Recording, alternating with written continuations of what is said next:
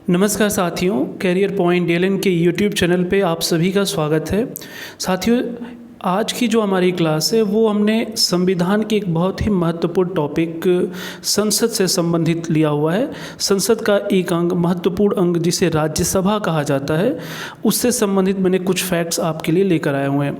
तो आपने करना ये है कि शुरू से लेकर अंत तक इस वीडियो में बने रहें और पहले मैं राज्यसभा से संबंधित जितने भी उसके कॉन्सेप्ट हो सकते हैं वो आपको मैं पहले समझाऊंगा और फिर उसी से संबंधित 40 क्वेश्चन के करीब हैं जिसे आपको बताने हैं, सॉल्व करने हैं। और इससे ये फ़ायदा होगा कि किसी भी एग्ज़ाम में अगर आप बैठते हैं तो इससे संबंधित अगर कोई भी प्रश्न पेपरों में पूछा जाएगा तो आपसे गलत होने की संभावना लगभग 9 के बराबर होगी। तो इसलिए साथियों, मैं चाहूँगा कि जितने भी नए स्टूडेंट हमारे इस चैनल से जुड़ रहे हैं, निश्चित तौर पर हमारे इस कैरियर पॉइंट डेलन के यूट्यूब चैनल को सब्सक्राइब कर दें और साथ ही आप हमारे टेलीग्राम चैनल से भी जुड़ सकते हैं।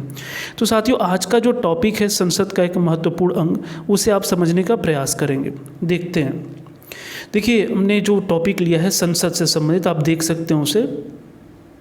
पहले तो आप ये समझे कि अगर आपसे कोई क्वेश्चन पूछे कि संसद के कितने अंग होते हैं, तो वो 3 अंग होते हैं, राष्ट्रपति, राज्यसभा एवं लोकसभा। जिसमें से एक महत्वपूर्ण अंग जिसे राज्यसभा कहा जाता है, उसके बारे में हम आज चर्चा करेंगे। तो पहले आप इसके सारे कॉन्सेप्ट को ध्यान रखें और इसके हर एक एक्सप्लेनेशन को अच्छे से सुनते रहें, तभी आप आगे आने वाले जो भी मैं बहुविकल्पी क्वेश्चन है उसको आप सॉल्व कर पाएंगे। तो यहाँ आप देख सकते हैं कि जो राज्यसभा है उसके लिए हमारे संविधान में आर्टिकल 80 यानी अनुच्छेद 80 में राज्यसभा के गठन का प्रावधान किया गया है। राज्यसभा का जो गठन है वो 1952 में पहली बार किया गया था। तो आप ध्यान रखेंगे 1952 में राज्यसभा का गठन हुआ। इसके जो सदस्य होते हैं वो विधानसभा के निर्वाचित सदस्यों द्वारा आनुपातिक प्रतिनिधित्व पद्धति द्वारा एकल संक्रमणीय मत द्वारा चुने जाते हैं। वह 12 सदस्यों को राष्ट्रपति मनोनीत करता है। इसे आप ऐसे समझ सकते हैं कि जो राज्यसभा का चुनाव होता है, इस चुनाव में जो भी राज्य के विधानसभा के निर्वाचित सदस्य होते हैं, मनोनीत नहीं बल्कि निर्वाचित सदस्य जो होते हैं, उनके द्वारा इनका चुनाव किया जाता है। और साथ के साथ राष्ट्रपति के पास एक पावर होता है कि वो राज्यसभा में 12 सदस्यों को अपने अनुसार यानी अपनी इच्छा अनुसार उन्हें मनोनीत कर सकता है। तो इस बात को आप ध्यान रखेंगे। वहीं लोकसभा जो होती है उसमें राष्ट्रपति 2 लोगों को मनोनीत कर सकता है और वो दोनों एंग्लो इंडियन होते हैं, जबकि राज्यसभा में 12 सदस्यों को कर सकता है। इसके अलावा जो राज्यसभा है वो एक स्थायी सदन है। स्थायी सदन से तात्पर्य है कि इसका विघटन नहीं होता, यानी राज्यसभा कभी भी भंग नहीं होती। आप इस बात का ध्यान रखेंगे। वही जो लोकसभा होता है वो अस्थायी होता है एवं प्रत्येक 5 वर्ष के बाद लोकसभा विघटित हो जाती है यानी समाप्त हो जाती है। इसके साथ साथ राज्यसभा के जो सदस्य होते हैं, आप देख सकते हैं यहाँ पे जो फैक्ट है कि राज्यसभा के जो सदस्य होते हैं वो 1/3 सदस्य प्रति 2 वर्ष की समाप्ति पे अवकाश प्राप्त कर लेते हैं। तो यहाँ आप ध्यान रखेंगे कि जो राज्यसभा में टोटल सीट होती है वो होती है 250, जिसमें से 12 सदस्यों को राष्ट्रपति मनोनीत करता है। इसके अलावा उसके जितने भी सदस्य होते हैं उसके 1/3 सदस्य प्रति 2 वर्ष की समाप्ति पे अवकाश प्राप्त करते हैं। उसके साथ साथ राज्यसभा में प्रत्येक राज्य से कितने सदस्य होंगे, इसके लिए राज्य विशेष की जनसंख्या को आधार बनाया गया है। तो आप ध्यान रखेंगे कि राज्यसभा में प्रत्येक राज्य से कितने सीटें हो सकती हैं, इसका जो निर्धारण है वो राज्य विशेष की जनसंख्या के आधार पर किया गया है। संसद ने वर्ष 2003 में लोक प्रतिनिधित्व अधिनियम 1951 में संशोधन करते हुए राज्यसभा के निर्वाचन के लिए निवास संबंधी जो शर्त थी उसको हटा लिया। तो यहाँ तक आप देख सकते हैं कि हमने अभी जो महत्वपूर्ण कुछ फैक्ट्स का जिक्र किया है उसमें ये रहा कि आर्टिकल 80 के तहत राज्यसभा का गठन है। 1952 में पहली बार राज्यसभा का गठन किया गया। इसका जो चुनाव होता है उसमें विधानसभा के निर्वाचित सदस्य भाग लेते हैं। इसके अलावा राष्ट्रपति जो होता है वो राज्यसभा में 12 सदस्यों को मनोनीत करता है। राज्यसभा एक स्थायी सदन है जो कि कभी भी विघटित नहीं होती। जो इसके सदस्य होते हैं वो 1/3 सदस्य प्रति 2 वर्ष पे अवकाश प्राप्त कर जाते हैं। अब बढ़ते हैं हम अपने नेक्स्ट फैक्ट की तरफ। देखते हैं कि राज्यसभा के जो पदाधिकारी होते हैं उनसे संबंधित जो कॉन्सेप्ट है उसे आप देख सकते हैं। राज्यसभा में दो प्रमुख पदाधिकारी होते हैं, एक को सभापति कहा जाता है तथा दूसरे को उपसभापति। यहाँ ध्यान देने योग्य बात है कि भारत का जो उपराष्ट्रपति होता है वही राज्यसभा का पदेन सभापति होता है, यानी वहाँ पे जो सभापति का पद है उस पे उपराष्ट्रपति बैठता है। यानी आप ये कह सकते हैं कि जो राज्यसभा का सभापति होता है वो उस सदन का सदस्य नहीं होता, बल्कि वो उपराष्ट्रपति सीधे नियुक्त हो जाता है। हालांकि वह राज्यसभा का सदस्य नहीं होता, आप देख सकते हैं। जबकि राज्यसभा का जो उपसभापति होता है वो अपने सदस्यों के बीच से ही चुना जाता है। तो यहाँ एक बात ध्यान रखेंगे, लोकसभा में जो लोकसभा अध्यक्ष होता है और उपाध्यक्ष वो दोनों ही लोकसभा के सदस्य होते हैं, जबकि राज्यसभा में इसका जो सभापति होता है वो उसी सदन का सदस्य नहीं होता। ठीक है, बढ़ते हैं नेक्स्ट फैक्ट की तरफ। आप देख सकते हैं राज्यसभा के कार्य तथा शक्तियाँ, यहाँ पे आप थोड़ा ध्यान देंगे। गैर वित्तीय विधेयकों के संबंध में राज्यसभा को उतनी ही शक्तियाँ प्राप्त है जितनी कि लोकसभा में। यहाँ ध्यान रखेंगे, गैर वित्तीय विधेयक यानी जो भी वित्त विधेयक या धन विधेयक से संबंधित मुद्दे होते हैं उस पर तो लोकसभा को ज़्यादा शक्ति होती है, लेकिन गैर वित्तीय विधेयक मामले में दोनों की शक्तियाँ समान होती हैं। धन विधेयक के मामले में जो राज्यसभा है वो 14 दिन तक उसके ऊपर विचार कर सकती है और अपनी राय लोकसभा को भेज सकती है। इसमें एक तीसरा फैक्ट आप देख सकते हैं कि संविधान संशोधन विधेयकों के मामले में राज्यसभा की जो शक्तियां होती हैं वो लोकसभा के बराबर होती हैं। संविधान संशोधन के मामले पर संयुक्त बैठक का प्रावधान नहीं है। यहाँ इस फैक्ट को आप ऐसे समझेंगे कि कभी भी जो संशोधन विधेयक का मामला होता है उसमें राज्यसभा की शक्ति भी लोकसभा के बराबर होती है, लेकिन ये ध्यान दीजिएगा कि ज्वाइंट सेशन यानी संयुक्त अधिवेशन या संयुक्त बैठक का प्रावधान नहीं है। फिर बढ़ते नेक्स्ट फैक्ट की तरफ। अनुच्छेद 249 के तहत राज्यसभा को अधिकार है कि वह उपस्थित और मतदान करने वाले 2/3 सदस्यों के बहुमत से राज्य सूची में शामिल किसी भी विषय को राष्ट्रीय महत्व का घोषित कर सकती है। आप इस फैक्ट पे ध्यान रखेंगे, ये आर्टिकल 249 के तहत है। जबकि नेक्स्ट फैक्ट है कि राज्यसभा द्वारा पारित यह संकल्प 1 वर्ष की अवधि के लिए प्रवृत्त होगा। ऐसा किए जाने पर संसद को राज्य सूची के उस विषय पर कानून बनाने का अधिकार मिल जाता है।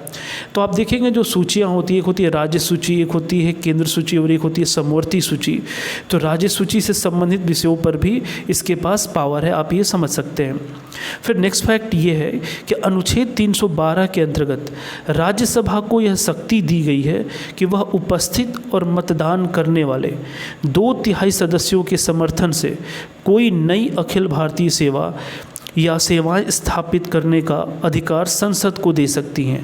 आप ध्यान रखेंगे, ये फैक्ट कई बार पेपरों में पूछा गया है कि जो भी लोक सेवा होते हैं, जो भी आप देखते हैं कि नई अखिल भारतीय सेवाएं होती हैं, सिविल सर्विसेज जैसे होती हैं, तो इनके मामले में जो ज़्यादा पावर है वो लोकसभा को न होकर बल्कि राज्यसभा की ये एक असीम शक्ति है जो यह पावर देता है राज्यसभा को कि वह अपने तहत ये कह सकता है कि संसद को ये अधिकार दे सकता है कि आप नई लोक सेवाओं का सृजन कर सकते हैं।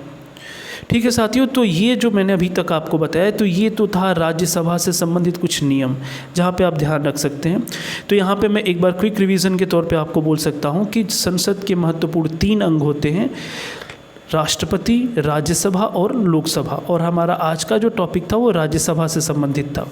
इसमें राज्यसभा के गठन से लेके उसके सदस्यों से लेके उनकी नियुक्ति से लेके पदाधिकारी तथा राज्यसभा के कार्य एवं शक्तियों का हमने जिक्र किया। अब इससे संबंधित जब हम प्रश्नों को हल करेंगे तो अब आपके जहन में जितने भी डाउट होंगे वो ज़्यादा बेहतर ढंग से सॉल्व हो जाएंगे। देखिए क्वेश्चन क्या है। अब यहाँ से आप सभी लोग कमेंट सेक्शन में आ जाएं और यहाँ से आप क्वेश्चन का आंसर करना शुरू करेंगे। देखिए आज का पहला क्वेश्चन जो आपके लिए वो ये रहा। राज्यसभा में राज्यों को प्रतिनिधित्व निम्नलिखित में से किसके आधार पर दिया जाता है? आपका पहला विकल्प है प्रत्येक राज्य के लिए बराबर, उनकी जनसंख्या के अनुपात में स्थान दिया जाता है, उनके क्षेत्रफल के अनुपात में स्थान दिया जाता है, या फिर उनके राजस्व के अनुपात में स्थान दिया जाता है। आप सभी कमेंट सेक्शन में इसका आंसर बताएं।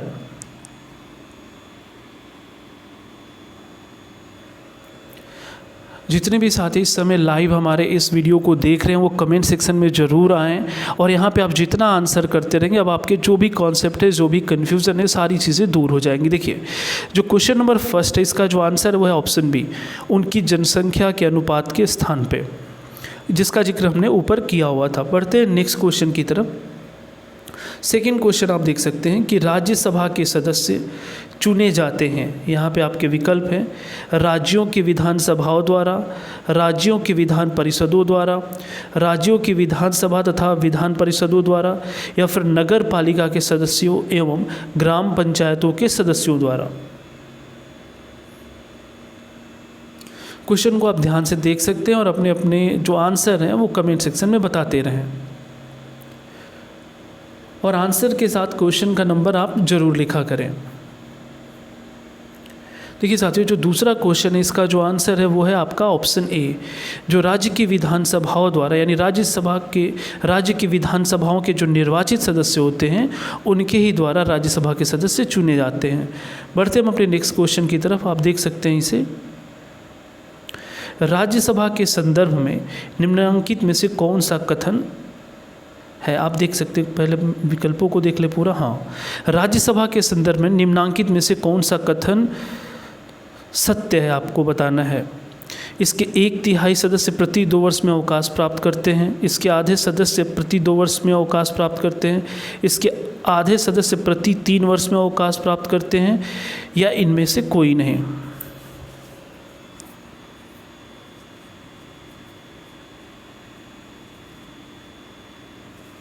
आपने बताना है इसमें कि राज्यसभा के संदर्भ में निम्न में से कौन सा कथन सही है। अगर आपने ऊपर जो भी मैं आपको कॉन्सेप्ट समझा रहा था, अगर आप बेहतर ढंग से सुने हैं, एक्सप्लेनेशन को समझे हैं, तो इन क्वेश्चन का आंसर करने में आपको बिल्कुल भी दिक्कत नहीं होगी। देखिए क्वेश्चन नंबर जो थर्ड है इसका आंसर है ऑप्शन ए, इसके 1/3 सदस्य प्रति 2 वर्ष में अवकाश प्राप्त करते हैं।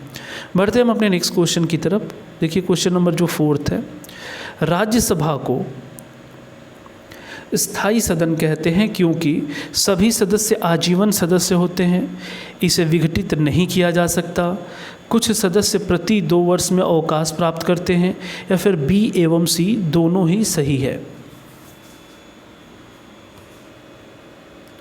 आज के वीडियो के बनाने का मेरा मुख्य उद्देश्य है कि आपको ये लगेगा कि ये एक बेहतर तरीका है आपको संविधान की समझ बनाने की, और उसके साथ साथ उसके जो भी प्रश्नों में आप गलतियां करते हैं वो आपसे फिर आगे कभी ना हो। क्वेश्चन था कि राज्यसभा को स्थायी सदन कहते हैं, आपको बताना है इसमें से आंसर कौन सा होगा। देखिए क्वेश्चन नंबर जो फोर्थ है इसका जो आंसर है वो है ऑप्शन बी, इसे विघटित नहीं किया जा सकता है, इसी कारण इसे राज्यसभा को स्थायी सदन भी कहा जाता है। ये ध्यान रखेंगे, सभा विघटित नहीं होती, लेकिन इसके जो सदस्य होते हैं वो आजीवन सदस्य नहीं होते, बल्कि वो आपने देखा होगा कि 1/3 सदस्य प्रति 2 वर्ष पर रिटायर करते रहते हैं। बढ़ते हम अपने नेक्स्ट क्वेश्चन की तरफ। क्वेश्चन नंबर जो 5th है आप देख सकते हैं, राज्यसभा को भंग करने का अधिकार किसे प्राप्त है। ये एक ऐसा क्वेश्चन है जो कई बार पेपरों में पूछता है और लोग कंफ्यूज करते हैं। ध्यान से देखेंगे इस क्वेश्चन को कि राज्यसभा को भंग करने का अधिकार किसे प्राप्त है। आपके विकल्प हैं राष्ट्रपति, उपराष्ट्रपति, सर्वोच्च न्यायालय, या फिर इनमें से कोई नहीं।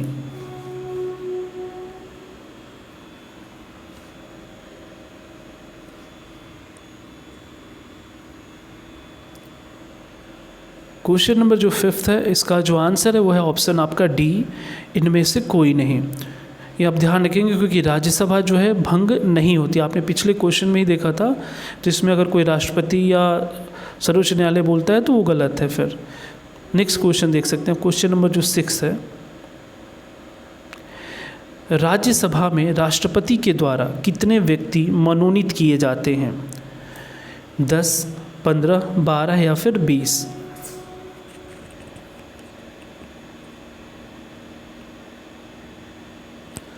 जल्दी जल्दी से आप सभी आंसर बताते रहें। देखिए क्वेश्चन नंबर जो 6 है साथियों, इसका जो आंसर है वो है ऑप्शन आपका सी, 12। राज्यसभा में राष्ट्रपति के द्वारा 12 सदस्यों को मनोनीत किया जाता है। आप ध्यान रखेंगे, वहीं लोकसभा में जो राष्ट्रपति के पास मनोनीत करने की शक्ति है वो केवल 2 सदस्यों को है, और वो दोनों ही सदस्य एंग्लो इंडियन होते हैं। बढ़ते हम अपने नेक्स्ट क्वेश्चन की तरफ। क्वेश्चन नंबर 7 आप देख सकते हैं, भारतीय संविधान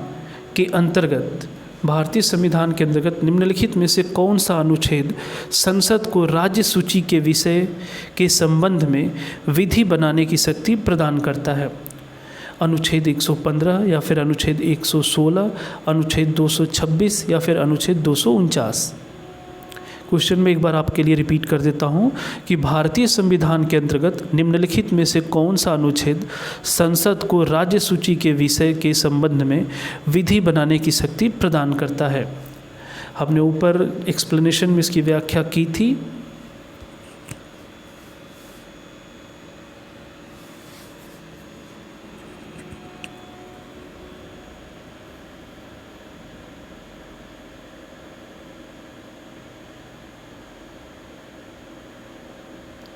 देखिए क्वेश्चन नंबर जो 7 है साथियों, इसका जो आंसर है वो है ऑप्शन डी, आर्टिकल 249 अनुच्छेद 249 के तहत राज्यसभा के पास ये शक्ति है। देखिए नेक्स्ट क्वेश्चन बढ़ते, क्वेश्चन नंबर जो 8 है, यदि सरकार राज्यसभा में पराजित हो जाए, यहाँ ध्यान रखेंगे आप, यदि सरकार राज्यसभा में पराजित हो जाए तो क्या होता है? आपके विकल्प है प्रधानमंत्री त्यागपत्र दे देता है, संसद भंग हो जाती है, राष्ट्रपति शासन लागू हो जाता है, उपर्युक्त में से कोई नहीं होता।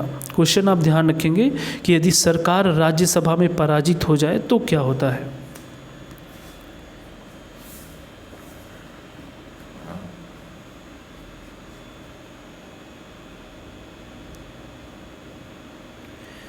क्वेश्चन नंबर जो 8 है, इसका जो आंसर वो है ऑप्शन डी, उपरोक्त में से कोई नहीं।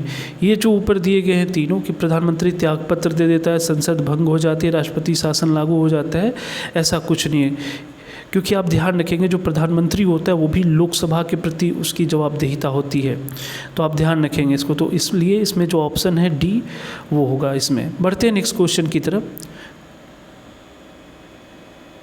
देख सकते हैं आप क्वेश्चन नंबर जो 9 है, निम्न कथनों में से कौन एक भारत के संविधान की चौथी अनुसूची को सही वर्णित करता है? यानी आपको बताना है कि संविधान के 4th शेड्यूल में किसका जिक्र किया गया है। पहला ऑप्शन है, इसमें संघ और राज्यों के बीच शक्तियों का विवरण सूचीबद्ध है। बी ऑप्शन है, इसमें संविधान में सूचीबद्ध भाषाएं हैं। सी ऑप्शन है, जनजातीय क्षेत्रों का प्रशासन है। या फिर डी ऑप्शन है, इसमें राज्यसभा में स्थानों का आवंटन है।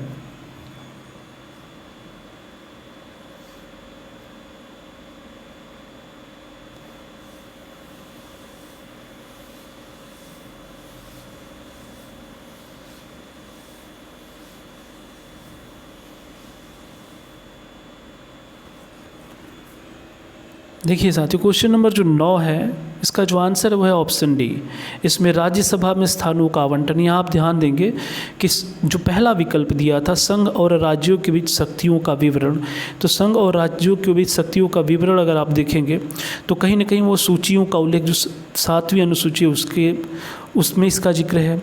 संविधान में सूचीबद्ध जो भाषाएं हैं, भाषाओं से संबंधित आप 8वीं अनुसूची देख सकते हैं। इसके अलावा जनजातीय क्षेत्र का प्रशासन जो है वो 5वीं और 6ठी अनुसूची से संबंधित है, जबकि राज्यसभा में सीटों का आवंटन जो है वो 4थी अनुसूची में सूचीबद्ध किया गया है। बढ़ते हम अपने नेक्स्ट क्वेश्चन की तरफ। थोड़ा यहाँ मिस प्रिंटिंग हुई, क्वेश्चन नंबर 10 9 के क्वेश्चन नंबर 11 है, आप इसी का आंसर कर सकते हैं। देखिए निम्नलिखित में से किस राज्य से राज्यसभा के लिए निर्वाचित सदस्यों की संख्या सबसे कम है? आपके विकल्प हैं छत्तीसगढ़, हिमाचल प्रदेश, झारखंड या फिर बिहार।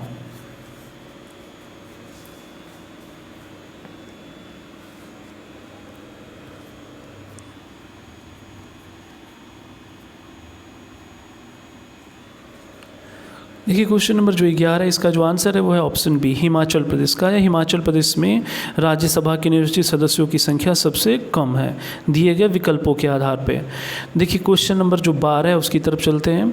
राज्यसभा का अध्यक्ष या सभापति उससे संबंधित ये प्रश्न है।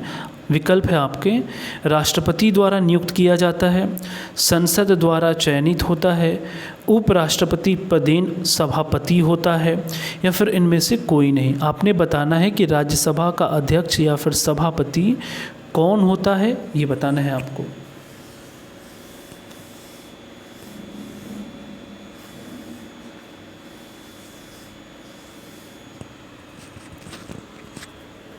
देखिए क्वेश्चन नंबर जो 12 है, इसका जो आंसर है वो है ऑप्शन सी, उपराष्ट्रपति पदेन सभापति होता है। आप ध्यान रखेंगे कि जो भारत का उपराष्ट्रपति होता है उसके पास दो ही कार्य होते हैं। एक, जब राष्ट्रपति अगर अनुपस्थित है या कहीं गया हुआ है तो उसके स्थान पे वो राष्ट्रपति के रूप में कार्यभार संभाल सकता है, कार्यवाहक के रूप में, या फिर जो उपराष्ट्रपति है वो राज्यसभा के पदेन सभापति के रूप में ही कार्य करता है। यानी भारत का जो उपराष्ट्रपति होता है उसके दो ही प्रमुख कार्य हैं। तो यहाँ पे इस क्वेश्चन का जो आंसर है वो है ऑप्शन सी। बढ़ते हैं हम अपने नेक्स्ट क्वेश्चन की तरफ। क्वेश्चन नंबर जो 13 है, आप देख सकते हैं, किस सभा का अध्यक्ष उसका सदस्य नहीं होता। मुझे पूरा उम्मीद है कि आप इस पैटर्न से आपको निश्चित तौर पे संविधान के क्वेश्चन को समझने में बिल्कुल भी परेशानी नहीं हो रही होगी। आपने बताना है कि किस सभा का सदस्य उसका सदस्य नहीं होता, राज्यसभा, लोकसभा, विधानसभा, या फिर इनमें से कोई नहीं।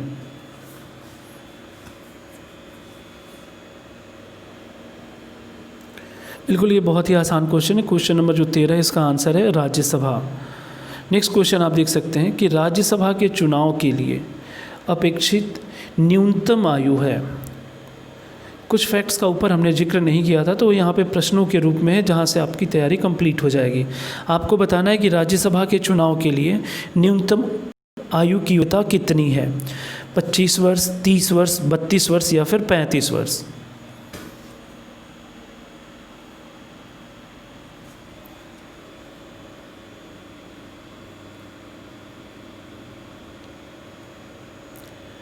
देखिए क्वेश्चन नंबर जो 14 है, इसका जो आंसर है वह है ऑप्शन बी, 30 वर्ष।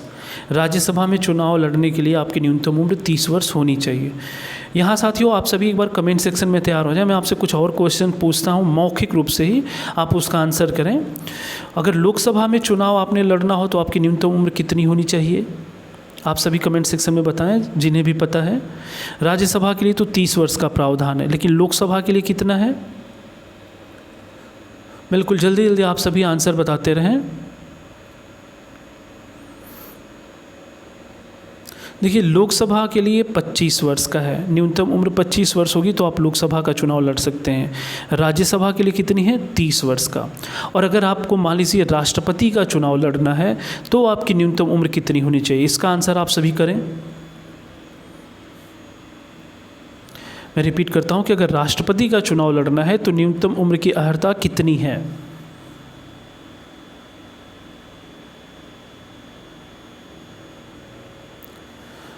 बिल्कुल जो भी साथी इसके बारे में जानते हो कमेंट सेक्शन में अपना आंसर दे सकते हैं। देखिए राष्ट्रपति के चुनाव लड़ने के लिए जो न्यूनतम आयु है वो है 35 वर्ष।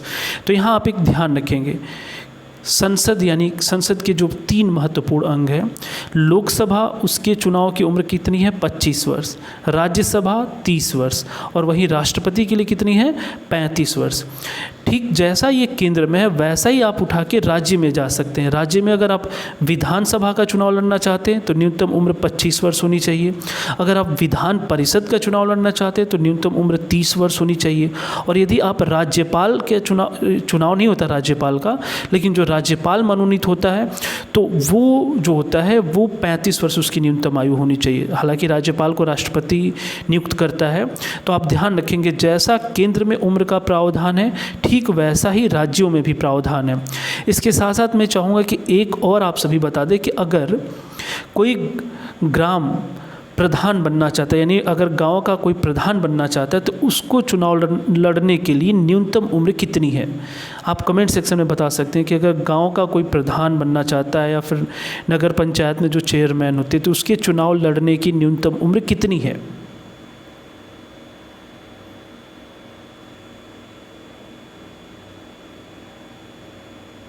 बिल्कुल ध्यान रखेंगे, यही सबसे कम वो 21 वर्ष माना गया है। तो 21 वर्ष जो होता है वो ग्राम प्रधान के चुनाव लड़ने की न्यूनतम अर्हता है कि इतनी उम्र होनी चाहिए। ठीक है साथियों, तो मुझे उम्मीद है कि यहाँ से आपको ये कॉन्सेप्ट भी क्लियर हो गया होगा उम्र से संबंधित। अब बढ़ते हैं हम अपने नेक्स्ट क्वेश्चन की तरफ। क्वेश्चन नंबर जो 15 है, आप देख सकते हैं, राज्यसभा की निश्चित सदस्य संख्या क्या है? यानी हमारे संविधान में राज्यसभा में अधिकतम कितनी सीटों का प्रावधान किया गया है?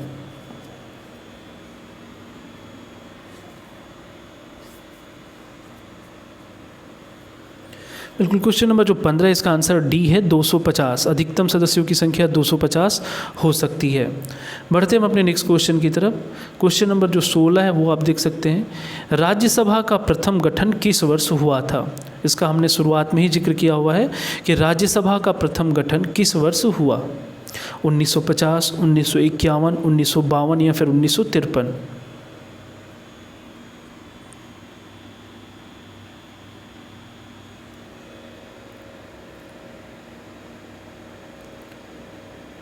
क्वेश्चन नंबर जो 16 है इसका जो आंसर है वो है ऑप्शन सी, 1952। 1952 में पहली राज्यसभा का गठन हुआ था।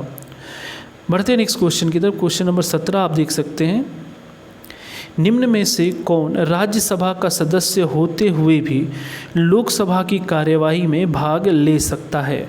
आपके विकल्प हैं, राज्यसभा का मनोनीत सदस्य जो क्षेत्र विशेषज्ञ हो, राज्यसभा के उपसभापति, या फिर सी ऑप्शन है मंत्री जो राज्यसभा का सदस्य हो, या फिर डी ऑप्शन है राज्यसभा में सदन का नेता।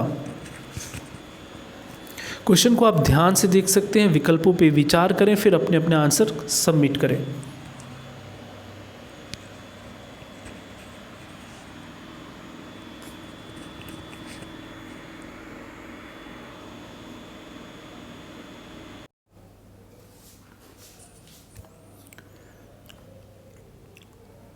देखिए साथियों, क्वेश्चन नंबर जो 17 इसमें पूछा है कि कौन राज्यसभा का सदस्य होते हुए भी लोकसभा की कार्यवाही में भाग ले सकता है? तो इसका जो आंसर है वो है ऑप्शन सी, मंत्री। मंत्री जो राज्यसभा का सदस्य हो। आप ध्यान रख सकते हैं कि अगर कोई मंत्री है, चाहे उसके पास कोई मंत्रालय है, तो वो राज्यसभा का भले ही सदस्य हो, वो लोकसभा की कार्यवाही में भाग ले सकता है, वहाँ पर वो जवाब दे सकता है। इसलिए इसका जो आंसर है वो है ऑप्शन सी। इसको आप ऐसे भी समझ सकते हैं कि जैसे हमारे जो पिछले प्रधानमंत्री थे डॉक्टर मनमोहन सिंह, वो राज्यसभा के ही सदस्य थे, लेकिन वो भारत के प्रधानमंत्री थे, लेकिन कभी भी उनसे अगर कोई क्वेश्चन किया जाता था तो उनकी जवाबदेहिता लोकसभा के प्रति भी थी, तो लोकसभा की कार्यवाही में भी भाग ले सकते थे। देखिए क्वेश्चन नंबर जो 18 है उसे आप देख सकते हैं, संसद के 2 सत्रों के बीच अधिकाधिक यानी अधिक से अधिक अंतराल होना चाहिए। यानी संसद के 2 सत्रों के बीच अधिकतम कितना अंतराल हो सकता है? आपके विकल्प हैं 4 महीने, 6 महीने, 1 वर्ष, या फिर डी ऑप्शन है कोई नहीं।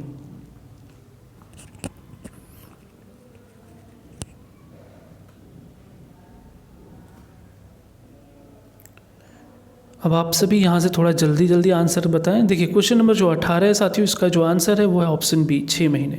आप ध्यान रखेंगे कि जो संसद के 2 सत्रों के बीच अधिकतम 6 महीने का ही अंतराल हो सकता है, क्योंकि इससे ज़्यादा अगर अंतराल हुआ तो फिर 2 से भी कम सत्र 1 साल में चल पाएंगे। आमतौर पे 3 सत्र होते हैं जो 1 वर्ष में होने होते हैं। आप देखेंगे कि उसमें शीतकालीन सत्र, फिर उसमें आप देखेंगे कि जो बजट सत्र है वो भी है, मानसून सत्र है वो भी है, तो 3 सत्र आमतौर पे होते हैं। लेकिन ये कि अगर 3 सत्र ना भी हो 1 साल में तो कम से कम 2 सत्र होने आवश्यक है, और उनके बीच अधिकतम 6 महीने का ही गैप हो सकता है। तो क्वेश्चन नंबर 18 उम्मीद है कि आप समझ पाए होंगे। नेक्स्ट क्वेश्चन की तरफ बढ़ते हैं। क्वेश्चन नंबर जो 19 है इसे आप ध्यान देंगे, भारतीय संसद बनती है केवल लोकसभा से, लोकसभा और प्रधानमंत्री से, लोकसभा और राज्यसभा से, या फिर डी ऑप्शन है लोकसभा, राज्यसभा और राष्ट्रपति।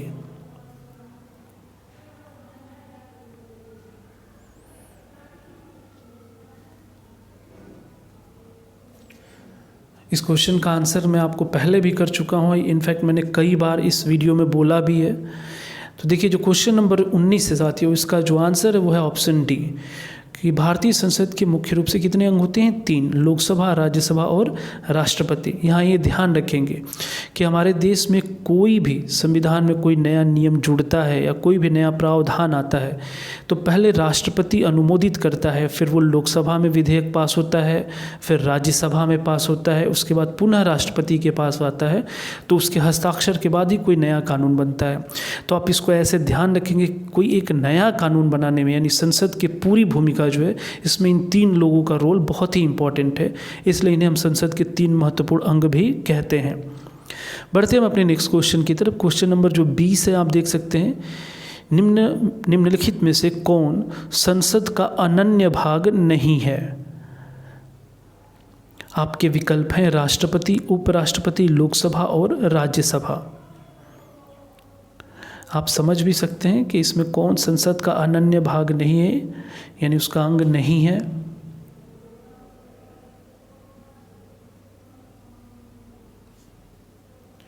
क्वेश्चन नंबर जो 20 है साथियों, इसका जो आंसर है वो ऑप्शन बी, उपराष्ट्रपति। ठीक है, बढ़ते हम अपने नेक्स्ट क्वेश्चन की तरफ। क्वेश्चन नंबर 21 आप देख सकते हैं संसद के अधिकारियों में सम्मिलित है। इसे आप बहुत ध्यान से समझेंगे इस क्वेश्चन को। संसद के अधिकारियों में सम्मिलित है अध्यक्ष लोकसभा का, फिर उपाध्यक्ष, फिर तीसरा है महासचिव लोकसभा या फिर अध्यक्ष राज्यसभा। अब आपको यहाँ पे कूट इसका भी थोड़ा ध्यान रखेंगे। देखिए क्वेश्चन, थोड़ा सा रुक जाएं आप सभी। देखिए क्वेश्चन नंबर जो 21 है, अब इसे ध्यान से आप देख सकते हैं कि संसद के अधिकारियों में कौन कौन सम्मिलित हैं? अध्यक्ष लोकसभा, उपाध्यक्ष, महासचिव लोकसभा या अध्यक्ष राज्यसभा। और नीचे उनके कूट बनाए गए हैं कि 1 और 2, 1, 2 और 3, 1, 3 और 4 या फिर सभी चारों।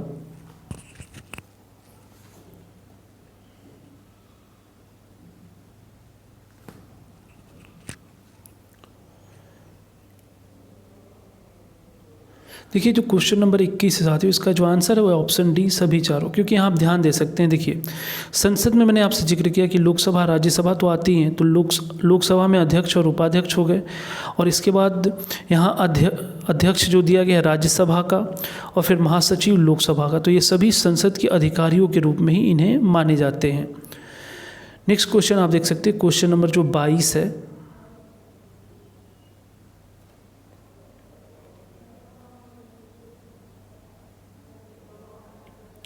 निम्नलिखित में से कौन सा एक प्रावधान भारतीय संविधान के अंतर्गत संसद के सदस्यों के विशेषाधिकार तथा उन्मुक्तियों को निर्धारित करता है? आपके आर्टिकल है आर्टिकल 104, आर्टिकल 105, आर्टिकल 82 या फिर आर्टिकल 117।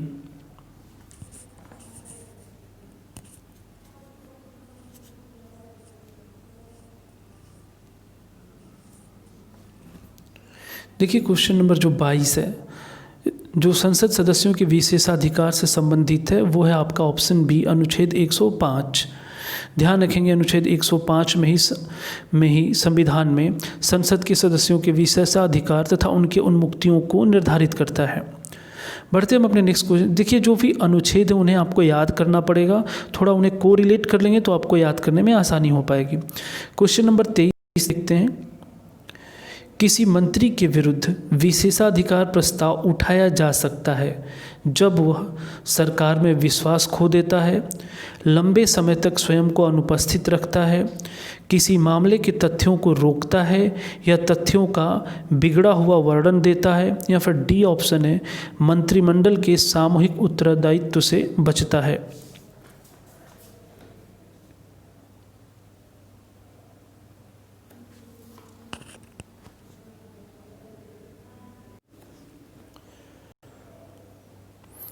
क्वेश्चन नंबर 23 को आप एक बार दोबारा सुन सकते हैं कि किसी मंत्री के विरुद्ध विशेषाधिकार प्रस्ताव उठाया जा सकता है जब वह, तो देखिए इसका जो आंसर होगा क्वेश्चन नंबर जो 23 है, उम्मीद है कि आप सब समझ भी पाए होंगे इसे।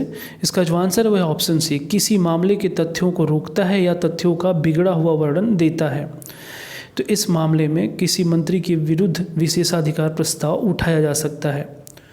देखिए बढ़ते हैं फिर अपने नेक्स्ट क्वेश्चन की तरफ।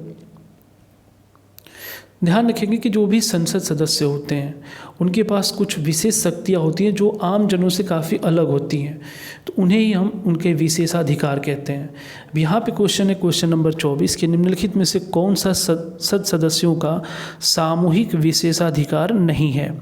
आपके विकल्प हैं चर्चा एवं प्रक्रिया की स्वतंत्रता, संसद के आंतरिक विषयों के संचालन का अधिकार, साक्षी के रूप में उपस्थिति से स्वतंत्रता, या फिर डी ऑप्शन है अपरिचितों को सदन से बाहर रखने का विशेषाधिकार।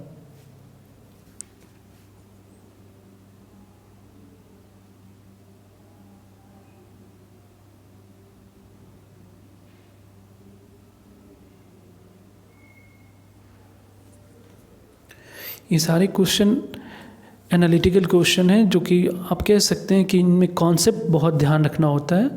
क्वेश्चन है कि निम्नलिखित में से कौन संसद सदस्यों का सामूहिक विशेषाधिकार नहीं है। क्वेश्चन नंबर जो 24 इसका आंसर है वो है ऑप्शन सी, साक्षी के रूप में उपस्थिति से स्वतंत्रता। ठीक है, बढ़ते हम अपने नेक्स्ट क्वेश्चन की तरफ। क्वेश्चन नंबर 25 आप देख सकते हैं, निम्नलिखित में से किन को लोकसभा और राज्यसभा दोनों के निर्वाचन में मतदान का अधिकार है। एक बार आप इन देख सकते हैं सारे विकल्पों को एक साथ।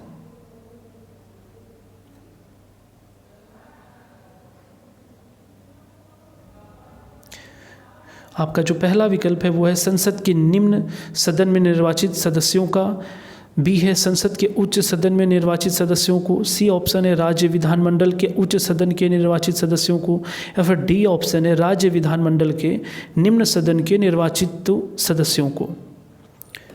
क्वेश्चन में एक बार रिपीट कर देता हूं आपके लिए कि निम्नलिखित में से किनको लोकसभा और राज्यसभा दोनों के निर्वाचनों में मतदान का अधिकार है।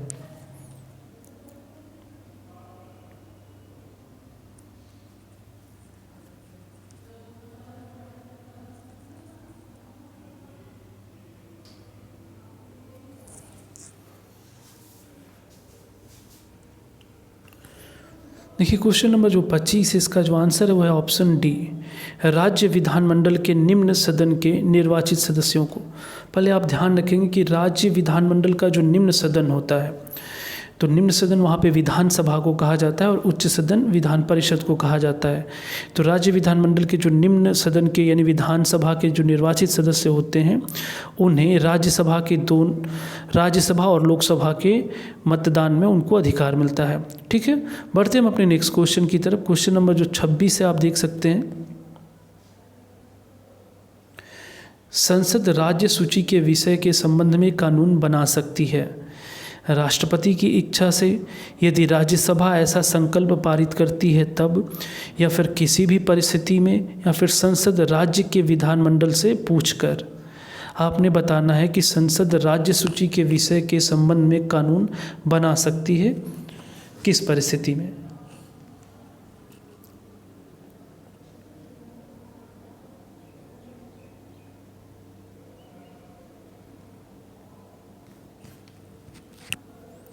देखिए साथियों, जो क्वेश्चन नंबर 26 इसका जो आंसर है वह ऑप्शन बी, यदि राज्यसभा ऐसा संकल्प पारित करती है। हमने ऊपर आपने ध्यान दिया होगा कि जब मैं इसका एक्सप्लेन दे रहा था राज्यसभा से संबंधित, वहाँ मैंने जिक्र किया था कि यदि राज्यसभा कोई भी संकल्प ऐसा पारित कर देती है तो संसद राज्य सूची के विषय में भी कानून बना सकती है।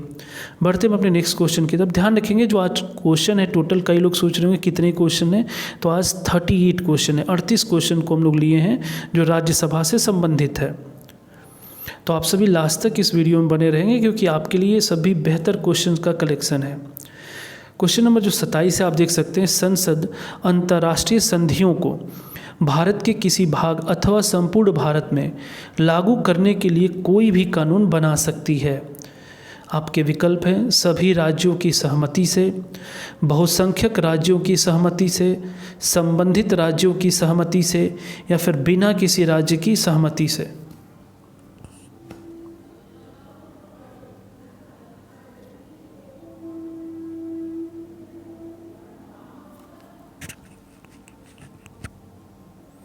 देखिए क्वेश्चन नंबर जो 27 इसका जो आंसर है वो ऑप्शन डी, बिना किसी राज्य की सहमति के। जो संसद है वो अंतर्राष्ट्रीय मामलों में वो राज्यों के ऊपर डिपेंड नहीं करती है, वो निर्णय ले सकती है। क्वेश्चन नंबर जो 28 है उसकी तरफ बढ़ते हैं। भारतीय संविधान के किस अनुच्छेद के अंतर्गत अंतर्राष्ट्रीय समझौतों को प्रभावी बनाने हेतु राज्य सूची के विषय पर कानून बना सकती है? आपके विकल्प हैं आर्टिकल 249, आर्टिकल 250, आर्टिकल 252 या फिर आर्टिकल 253।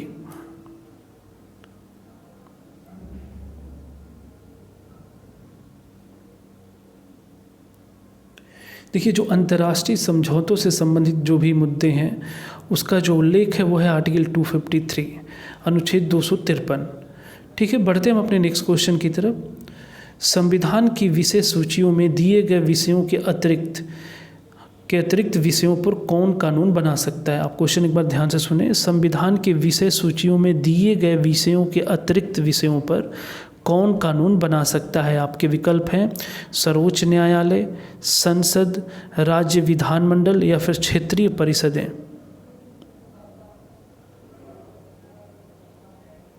आपको पता होगा कि एक राज्य सूची होती है, एक संघ सूची होती है, एक समवर्ती सूची होती है, लेकिन यहाँ जिक्र है कि विषय सूचियों में दिए गए विषयों के अतिरिक्त विषयों पर कौन कानून बना सकता है?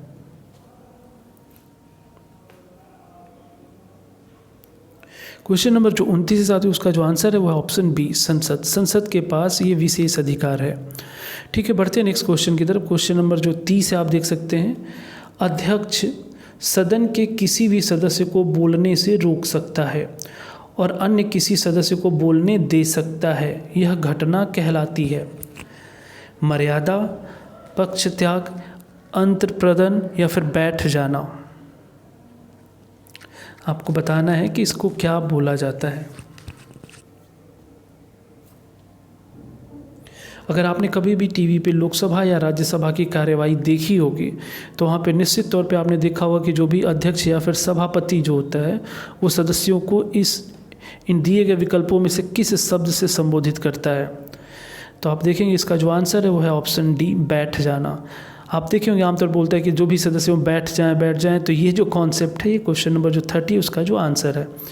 नेक्स्ट क्वेश्चन देख सकते हैं, शून्यकाल संसदीय व्यवस्था को किस देश की देन है?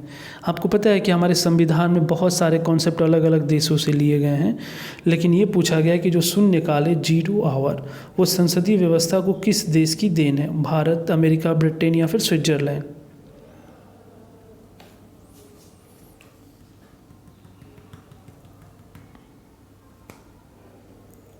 क्वेश्चन नंबर जो 31 से साथियों इसका जो आंसर है वो है ऑप्शन ए, भारत। इसे हमेशा याद रखिएगा कि शून्य का आविष्कार भारत में ही हुआ, तो ये शून्यकाल का भी जो कॉन्सेप्ट है वो भारत की खुद की अपनी बनाई हुई, ये किसी दूसरे देश से लिया नहीं गया है। बढ़ते हैं नेक्स्ट क्वेश्चन की तरफ। क्वेश्चन नंबर 32 आप देख सकते हैं, लोकसभा में जो शून्यकाल की अवधि अधिक से अधिक कितने हो सकती है? 30 मिनट के लिए, 1 घंटे के लिए, अनिश्चित काल के लिए या फिर 2 घंटे के लिए? आपने बताना है कि जो शून्यकाल की अवधि होती है वो कितनी देर की होती है।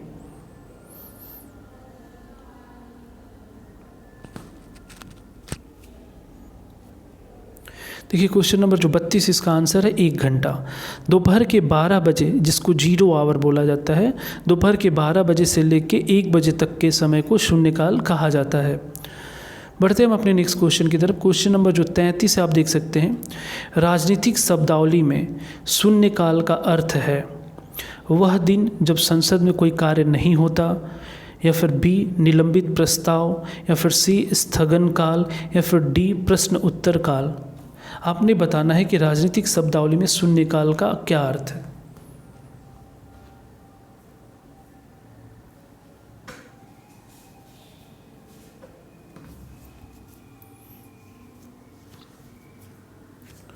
देखिए, क्वेश्चन नंबर जो 33 है इसका आंसर है ऑप्शन डी, प्रश्न उत्तर काल। उसे क्वेश्चन आवर भी कहा जाता है। आप देखेंगे उस दौरान प्रश्न उत्तर का जो प्रक्रिया है वो चलता है, उसे हम शून्यकाल कहते हैं। क्वेश्चन नंबर 34 देख सकते हैं, अगर कोई धन विधेयक संसद द्वारा स्वीकृत हो जाए तो राज्यसभा इसे अधिक से अधिक रोक सकती है, यानी राज्यसभा के पास कितने दिन तक उसे रोके रखने का पावर है? आपके विकल्प हैं 6 महीने, 4 महीने, 1 महीने या फिर डी ऑप्शन है 14 दिन। आप देख सकते हैं कि कोई भी धन विधेयक संसद द्वारा स्वीकृत हो जाए तो राज्यसभा इसे अधिक से अधिक रोक सकती है, कितने दिनों के लिए?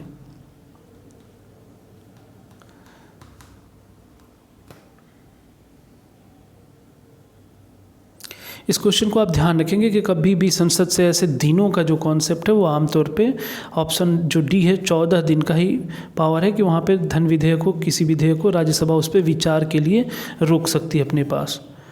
बढ़ते हम अपने नेक्स्ट क्वेश्चन की तरफ। क्वेश्चन नंबर 35 आप देख सकते हैं, संसद के दोनों सदनों के संयुक्त अधिवेशन की अध्यक्षता कौन करता है? 35 देख सकते हैं कि संसद के दोनों सदनों के संयुक्त अधिवेशन की अध्यक्षता कौन करता है। आपके विकल्प हैं ए स्पीकर, उपराष्ट्रपति, राष्ट्रपति या फिर प्रधानमंत्री। ये बहुत ही इंपॉर्टेंट क्वेश्चन है जो कि कई बार परीक्षाओं में आप कोई भी एग्ज़ाम देखेंगे उसमें ये जरूर रहता है कि जो संयुक्त अधिवेशन होता है यानी लोकसभा और राज्यसभा जब एक साथ आती हैं तो उसकी अध्यक्षता कौन करेगा। इसका जो आंसर है वो है ऑप्शन ए स्पीकर। यहाँ आप ध्यान रखेंगे कि जब भी दोनों सदनों की संयुक्त अधिवेशन होती है यानी लोकसभा और राज्यसभा एक साथ आती है तो वहाँ मुद्दा उठता है कि किसे अध्यक्ष बनाया जाए। अगर आप वहाँ पे राज्यसभा के सभापति को बनाएंगे जो कि उपराष्ट्रपति होता है, तो चूँकि वो किसी भी सदन का सदस्य नहीं होता तो यहाँ पे जो पावर के मामले में है वो लोकसभा, क्योंकि सदस्यों की संख्या वहाँ पे क्या है, ज़्यादा है, वो राज्यसभा के लगभग दोगुनी है, इसलिए लोकसभा का जो अध्यक्ष होता है उसे ही स्पीकर भी कहा जाता है। तो हमेशा जो भी ज्वाइंट सेशन या संयुक्त अधिवेशन होता है उसकी जो अध्यक्षता होती है वो स्पीकर के द्वारा की जाती है, लेकिन इसे बुलाने का जो कार्य है वो राष्ट्रपति के द्वारा होता है।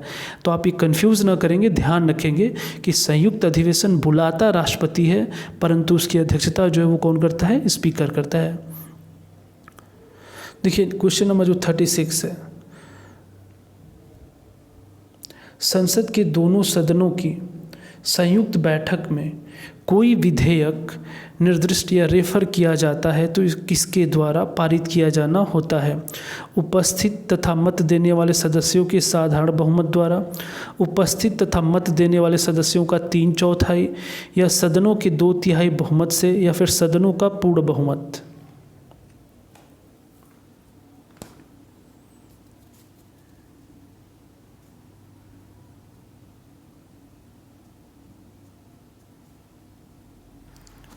देखिए क्वेश्चन नंबर जो 36 के साथ ही उसका जो आंसर है वो है ऑप्शन ए, उपस्थित तथा मत देने वाले सदस्यों के साधारण बहुमत द्वारा। यानी आप ध्यान रखेंगे कि कभी भी कोई संयुक्त बैठक में कोई भी विधेयक जब रेफर किया जाता है तो वो साधारण बहुमत से ही पारित होता है, वहाँ विशेष बहुमत की ज़रूरत नहीं होती। क्वेश्चन नंबर 37 की तरफ बढ़ते हैं। भारतीय संसद के दोनों सदनों की संयुक्त बैठक किस संबंध में होती है? ये अति महत्वपूर्ण क्वेश्चन है। आप देख सकते हैं कि आखिर कौन से वो विकल्प हैं जब संयुक्त बैठक बुलाई जाती है? संविधान संशोधन विधेयक हेतु, वित्त विधेयक के लिए, साधारण विधेयक के लिए या फिर भारत के उपराष्ट्रपति का निर्वाचन हो तब।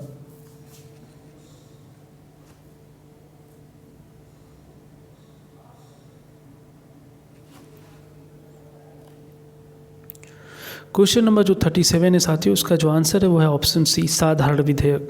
साधारण विधेयक के मामले में भी संयुक्त बैठक होती है, अन्यथा आप देखेंगे संयुक्त बैठक इन बाकी जो चीज़ें दी गई इनके लिए नहीं की जाती। बढ़ते हैं नेक्स्ट क्वेश्चन की तरफ। क्वेश्चन नंबर जो 38 है आप देख सकते हैं, कोई कानूनी विधेयक संसद के किस पटल पर रखा जा सकता है? ये अति महत्वपूर्ण क्वेश्चन है जिसमें बहुत लोग कंफ्यूज करते हैं, तो इसे आप ध्यान से देखेंगे कि कोई भी कानूनी विधेयक संसद के किस पटल पर रखा जा सकता है? लोकसभा, राज्यसभा, दोनों में से संसद के एक पटल पर या कोई नहीं। यानी कोई भी कानूनी जो प्रक्रिया होती है वो किस सदन से शुरुआत होती है, ये आपको बताना है।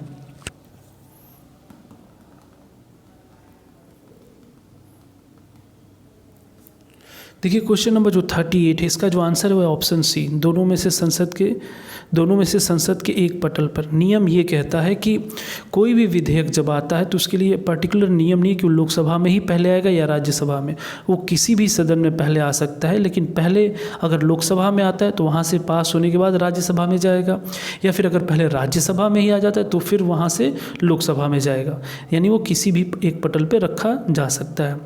ठीक है साथियों, तो ये जो थे आज के टॉपिक जो था राज्यसभा से संबंधित, उसके कॉन्सेप्ट को आपने पढ़ा, फिर उसके साथ साथ उसमें हमने महत्वपूर्ण 38 क्वेश्चंस की सीरीज़ को सॉल्व किया। आपको ये हमारा जो प्रयास था आज के वीडियो का आपको कैसा लगा वो अभी आप सभी कमेंट सेक्शन में ज़रूर बताएं, क्योंकि आपका फीडबैक हमें आगामी वीडियो बनाने में काफ़ी मददगार साबित होता है और फिर हमें ये एक आइडिया लगता है कि हम किस तरीके से वीडियो को बनाएं। तो अगर आप सभी को अच्छा लगा तो आप लोग ज़रूर से इस वीडियो को एक बार अगर लाइक कर देंगे और ज़्यादा से ज़्यादा शेयर करेंगे। ठीक है साथियों, तो यहाँ आप एक बार हमारे चैनल का एड्रेस भी दे सकते हैं। ये यूट्यूब चैनल का है, टेलीग्राम चैनल भी है, वेबसाइट भी है, व्हाट्सएप, फेसबुक, आप जहाँ भी चाहें हमारे चैनल को सब्सक्राइब, लाइक और शेयर कर सकते हैं। तो अभी तक आप हमारे चैनल से बने लिए इसके लिए बहुत बहुत धन्यवाद। और आगामी वीडियो में हम लोग किसी एक नए मुद्दे के साथ, नए क्वेश्चंस के साथ आपसे दोबारा मुलाकात होगी। तब तक के लिए धन्यवाद।